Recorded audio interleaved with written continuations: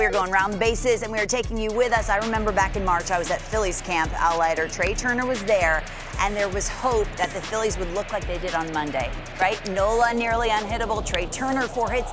Last night was just how they drew it up for the Phillies.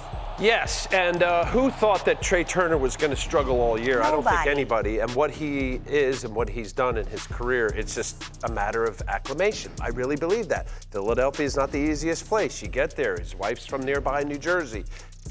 We don't know all the time what the ancillary things are going on with the player. He's too good, and you're right. They need him in a desperate way if they're going to actually get back into this thing, because Trey Turner's that guy. He's an MVP-type player, offensively, defensively, how he runs the bases.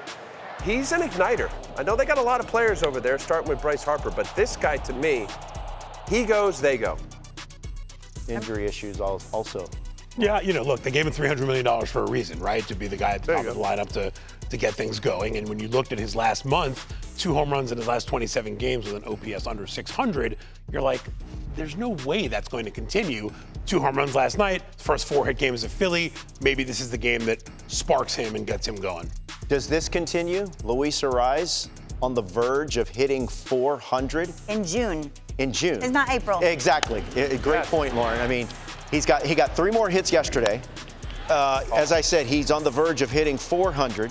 He's trying to become the first qualified hitter since Larry Walker in 1997 to hit at least 400 through the month of June. Look at these numbers, Al.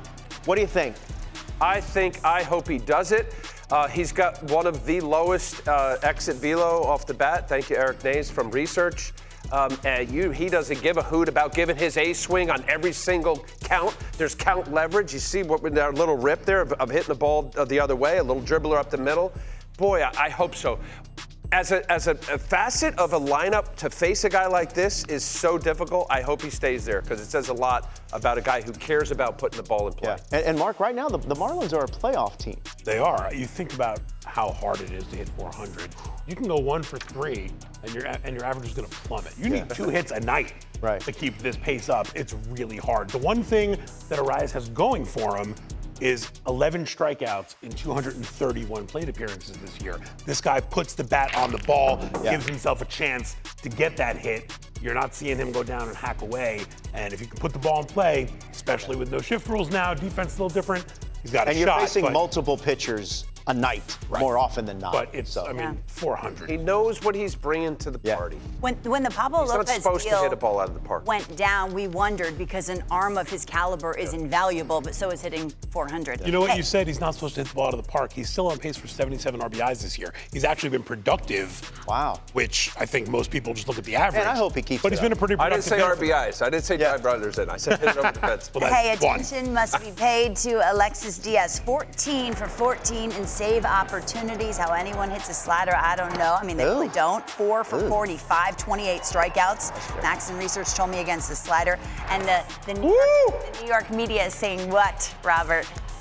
Well, Met fans, I'm sure, like, hey, look, your brother is injured. Your brother's injured. Maybe you can come over. But seriously, Mark, you were saying, hey, maybe a contender will take a flyer or take a hard look at Alexis Diaz. I'll tell you this. We just talked about this before, Lauren. Relievers move all the time at the deadline. Yeah. And yet they're so up and down year to year. If you're the Reds and you have a guy having this kind of a season, right? Hasn't given up a home run this year, 14 for 14 in saves, 17 strikeouts per 9, and you've got teams out there, the Mets, the Rangers, other contenders who are in need of bullpen help, calling with a top prospect or two, you have to at least think about it. But at the same time, Red fans are watching this right now and throwing things at their TVs, going, look, we finally got a little momentum here. We can't trade away. Could you stop trading away people from our roster, Al? I mean, they're an interesting team, as I said. They are, and they're accumulating a lot of really good young players, and this is how you build a good big league club. Look, I don't think they're looking to give him away for nothing. Why would you? I mean, his fastball slider, I know he's bigger than his brother Edwin, but the delivery looks very similar.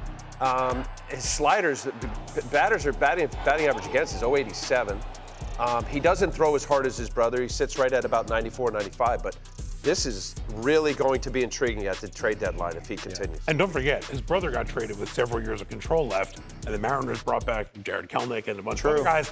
Robinson Cano was in that deal also, so there was a little more of a complexity to that deal. But, you know, trading a young reliever with a bunch of years left, really valuable commodity. Well, that being said, I hope the Reds continue to build this momentum and build something special because their fans certainly deserve it.